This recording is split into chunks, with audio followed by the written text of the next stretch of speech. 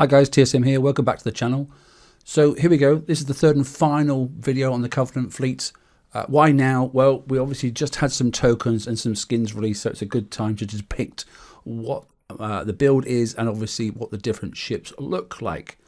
So let's take a look then. Nothing happening in my dock at the moment, so it's a good time to use that to show you basically what I've got per hull. So armors are the same across the whole fleet, 4 of the M and 2 of the X.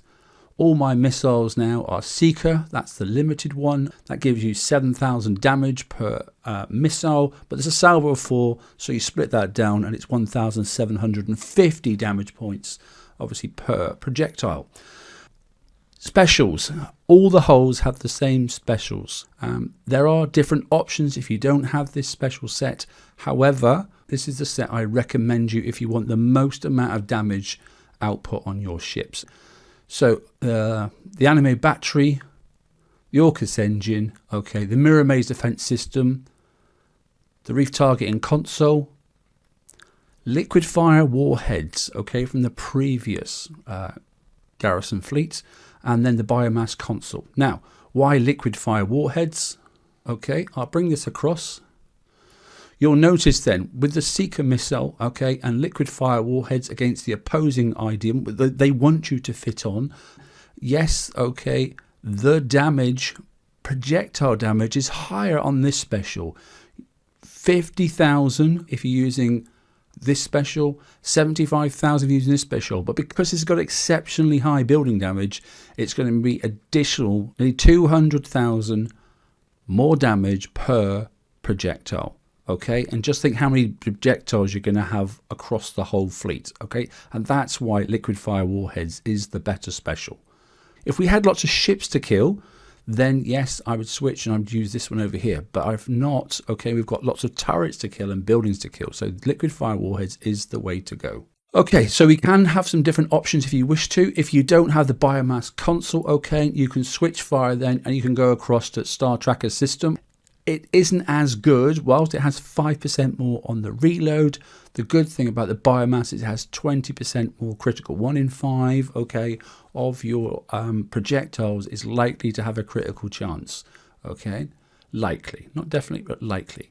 There are other options as well. If you don't have Mirror Maze, you go across to here, okay, and actually you can pick up Pretoria. It's a good old special, okay, and you don't have to use it, okay, but it does help. Gives you penetrative reload 40%. Everything else is pretty standard, to be honest. Like I said, if you're not going to use liquid fire warheads, most people, not this one, okay, will go across, like I said, and use the sight seeing sensor.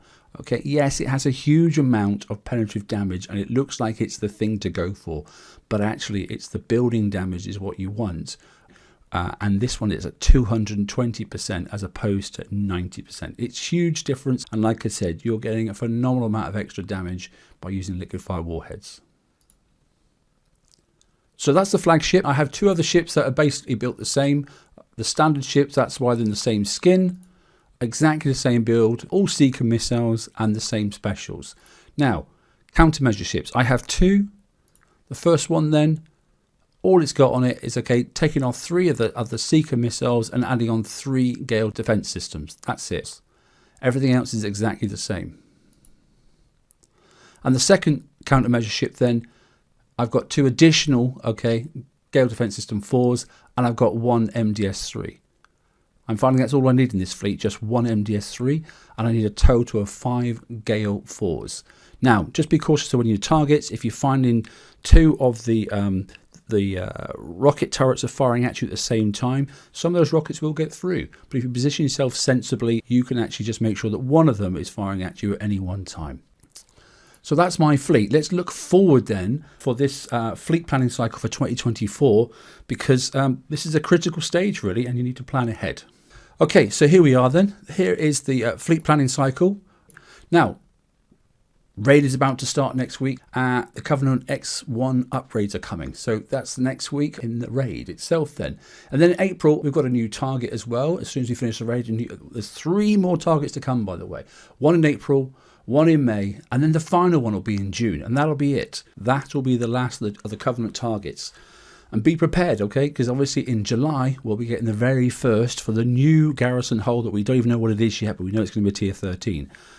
Don't worry about it. It'll be optional, but the August pillage, which is basically the end of July and starting the first week of August, will be obviously pillage itself, and it will be a garrison target, and it will be the new target. So racing ahead already, basically gone through the summer. Okay, we're into August already, and that's when the new target, you will have to hit it to get the bonus points from pillage.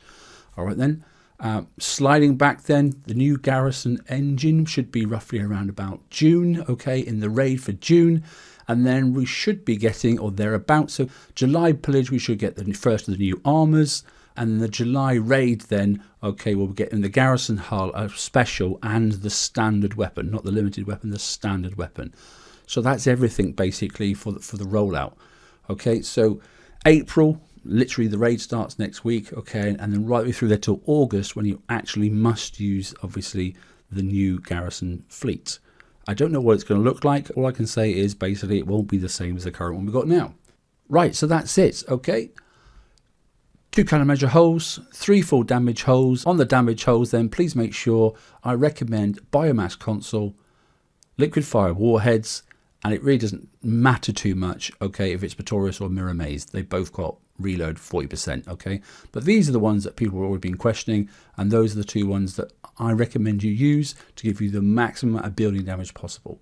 Okay, look forward to the X1 upgrade. I don't know what's coming, okay then. And if people do happen to say you need more splash, I can guarantee you do not. This fleet works perfectly fine in every single target that's been released so far. It does plenty of damage and it doesn't need any more splash. So any questions or anything you want to discuss, or if you're not quite sure about why I've added the thing, then just put the comments down below in the video. And if you want me to go through or do a separate one about the fleet planning cycle for FM itself for 2024, then just mention that as well. I might do a standalone video, okay? But you've seen the chart. It explains what's coming and when it's coming. August pillage is the deadline, okay? So bear that in mind. Right, that's me. I'm done. Hope that was helpful. And yeah, I'll see you in the next video. TSM out.